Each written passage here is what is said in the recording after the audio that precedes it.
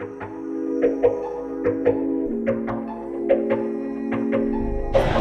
everyone, you guys can see the excitement on my face, right? Imperative Jenny is invited to be part of this historic moment, right? McDonald is recognizing all the women who have contributed to the 25 years of its existence in South Africa. And not only are they doing that, they have built this beautiful structure that is the glass building ever in South Africa. And we are just excited to be part of this magnificent journey and to be part of this growth and this brand that means so much about recognition and about empowerment. We can't wait to see you on the empowerment stage and also on the imperative stage. My name is Cindy Warabi. How are you? I'm very well, and you? I'm good. Thank you for this buzz, hey, that you brought to Pretoria. Thank you. Well, you know what better place to be in the heart of the city than coming to Pretoria. Yes. So very, very happy. Was that deliberate? It was intentional, it was deliberate, and I think if you just look at what we're celebrating today, everything that we are celebrating today has been intentional. Yes. So I love that, and I told you before we were communicating, right? The main thing that brought us here, what drew us here, was the celebration of women, and literally dedicating this beautiful store to the women of McDonald. So take us through that thought, process, and what was the deliberate action around that? So, as I was saying to you guys earlier, McDonald South Africa is celebrating its 25th anniversary in South Africa. Yeah. And I think what a great day to celebrate than on International Women's Day. And then I think secondly is the fact that over 60% of the workforce in McDonald South Africa are women. Yeah. And women have significantly contributed to the success of the brand, both internally as staff, but also externally. A significant portion of the consumers that we serve each and every day are female. What? Yeah. So, and what does it mean for you as the brand to be a brand in 2020? I think for us, as part of being a brand in 2020, is to recognize the changing needs of consumers. Yeah. People like choice. Yes. They want to be treated in a very personal manner. So if you look at some of the elements we've introduced over our 25-year journey in South Africa, one touch point that we felt was real is the engagement with technology. So as you look behind us, you'll see some of what we boldly refer to in McDonald's as elements of experience of the future. Yeah. A point where you can place your order using technology, where you can pay for your order and actually dine in and have someone wait upon you.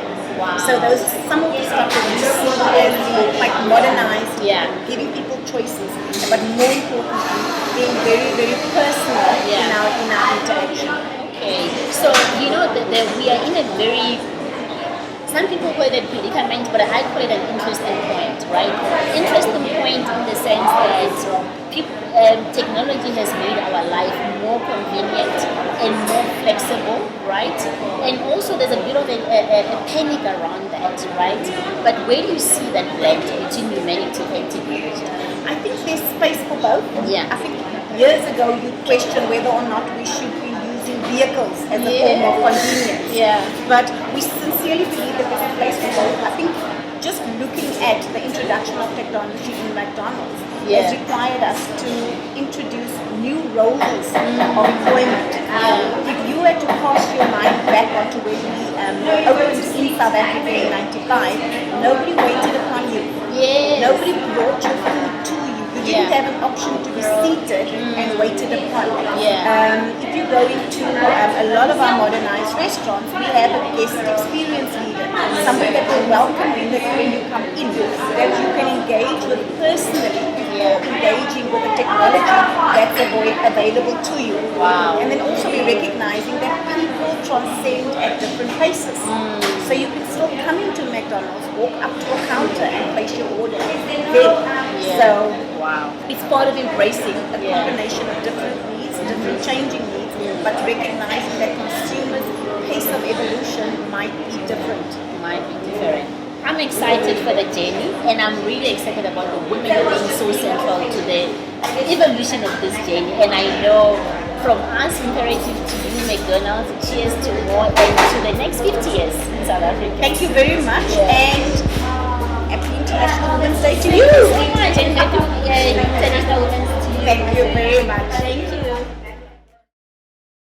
About women supporting women, I am saying, how do you use your gifts and talents to empower other women, whether it be you discerned that she's hurt today, that you share a word for her to encourage her, whether it's that you picked up that she struggled from skills in the workplace.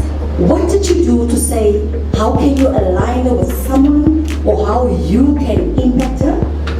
I am seeing women supporting women as more just the workplace, but as how do I impact people spiritually, emotional, and otherwise? Because every day when you meet people in the passage and wherever you find them, there's something in you that you can share to impact their lives positively. And that's how I see women playing the roles and not just look away and look after yourself. And it's all about you, but it's about what can you give out that's in you to change others' lives. Oh, great. Wow, ladies, you've touched on quite a lot of things there. And I just want us to go back to the issue that was raised earlier on, the issue of structure, the issue of mentorship. Looking at McDonald's specifically, how have you put structures in place, and also how have you used mentorship as a way for women to support women specifically? I understand there is a role where men support women, but specifically on women supporting women. Maybe Egypt, structure and culture. We're busy working on a very premium leadership development program called the Alchemy Program. And we're having a conversation as an exco about the list of delegates attending this particular program. And one of my exco colleagues, when they saw the list, they just said, wow, I'm so glad that women are dominating this list. So these are some of the ways in which we are supporting the cause of women. Now, one of the enemies of success, in my opinion, is complacency. So while there are things in place, I think we must never, ever be complacent. There's always more you can do. I believe there's a lot of informal mentorship happening in McDonald's. I know I mentor a lot of people informally. I know colleagues who mentor a lot of people formally. I know Joe mentors a lot of people informally. And sometimes you need to institutionalize these kind of mechanisms as well. And so about a month ago, we had a meeting with Maureen, and her request to my department was, can you please put in place a formal mentoring program? Because as an organization, we need it. Informally it's happening, but let's formalize this. Because maybe if we formalize it, we can even expand the impact and include more women. That's what we do in McDonald's. Okay, I want us now to touch on the issue of men. There's been this, I don't know whether it's true or not, that usually men support each other. So is that true? And if so, what can we learn from men as women?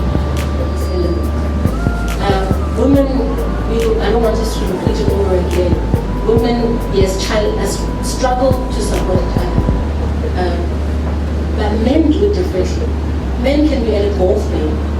They could be fighting yesterday. Tomorrow they're at a golf game, sharing strategies and how to grow. Women, we fight today. I'll fight you for the next 20 years, even when I don't even remember what the fight was initially. But day in, day out, you and I are loggerheads. That's the only difference. And I don't want to say that is what makes men achieve. I do, however, want to say we can achieve greater things when we work together.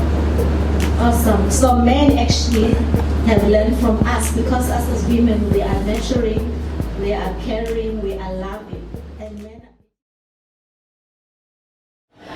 Wow, guys, if I tell you the type of day that I've had today, it will take, it's almost as if we've been here for 100 hours, right? And it's really been just over a day, right? And we are here with Sis Maureen. You call her Sis Maureen, but this is the dynamic force behind McDonald South Africa. You are the director of operations in McDonald's, right? Yes. And the reason we are here in Something Nice today is because we are opening one of the first building in South Africa, the glass building in South Africa. And how has that journey been, especially for you as the power or the dynamic force behind McDonald's? So really, I'm not really the dynamic force on my own. Yeah. There are many people that's played a role in here. Our development team, which consists out of project managers, constructions managers, architects, many other, even the head of our development team that have been involved in the designing, in the building of this restaurant. But what they've done for us, because over and above the fact that I'm an operations director at McDonald's, I'm also the chairperson of the Women's Leadership Network for McDonald South Africa. Okay. So what that means is that we work in collaboration when we open a restaurant. But this restaurant, being the first glass building in South Africa, has been dedicated to the women of McDonald's that have contributed to the success of McDonald's over the 25 years. Because we're also celebrating 25 years of being in South Africa as McDonald's South Africa. So this is an awesome day, and it's done on International Women's Day. Indeed, to celebrate and recognize women. So when I had the pleasure of sitting with them, throughout the program, including the panel discussion, and there's this deliberate act from McDonald's to see women. It's almost as if it's entrenched in your DNA as a business. And I want to know if there was a turning point at some point where the business said, "Hang on, women." For women and for the business. What led to that deliberate intention by the business? So I'm sure you have heard that women are 62% of our workforce, and these women are running our restaurants. They are regional managers. They're also in supply chain development, marketing, but also we have got women in the exco. So what I believe, the fact that McDonald's South Africa has got a program called Women's Leadership Network, it shows you the deliberate purpose to actually have a platform that supports and that gives women a voice. But most of all, our CEO, Mr. Greg Solomon, is the sponsor of this project. And that can on its own show you that we've got a leader that's driving this agenda of empowering women.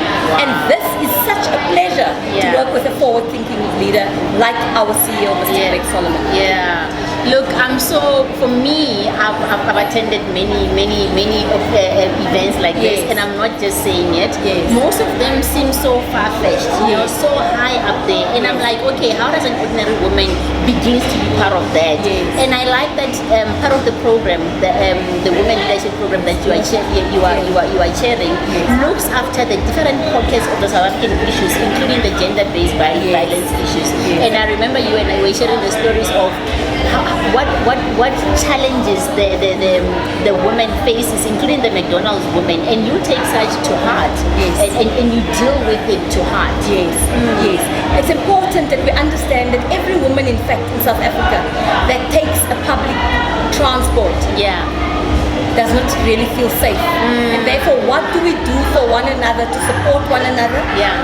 What kind of structures do we put in place? For example, in McDonald's South Africa, we've got a transport for our staff, making sure that they arrive safely. But even then, outside of work, people feel threatened by various things, in the communities, in society. But what do we then do in the workplace to make their life quite better or to support them to be able to deal with all these challenges? And this is visible and meaningful within your organization, right? Indeed. We're still on a journey. There's still a lot we can do. For example, now we want to look very carefully at the transport issue for women and see even if a woman has not taken the transport at work, what else can we do to support her so that we can create a safe environment for her. Sismo, I've met you very recently, and I know why you are affectionately known as Sismo, and you are my Sismo, right? I want to know, for you as a person, so I know from the director point of view, but for you, from your heart as a person, what does this day mean for you? This day, International Women's Day, for me, it means about how do we continue as beings, as women, as mothers, as sisters, as cousins, as leaders, women, female leaders. How do we employ the spirit of Ubuntu? Yeah. The whole thing about Ubuntu, Ngabantu. I am because you are. How do we make sure to come together in South Africa and even globally to support one another so that we can have a better South Africa and a better world? Women are powerful and they've been gifted. And they've been gifted. If you empower women, you empower a nation, you empower even a village. How do we make sure that we don't just say these words, but we do it as women? And International Women's Day is about not just thinking about yourself as women in South Africa, but women globally coming together and having strategies and various things or ways to support one another.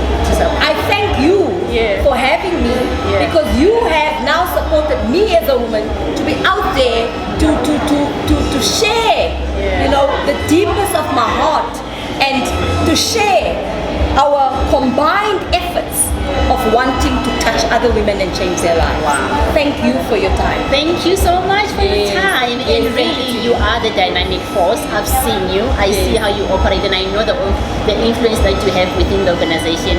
And from Imperative, happy 25 years. Okay, From McDonald South McDonald Africa. South Africa. We wish the brand more, and really to you as a person, we wish you wealth and we wish you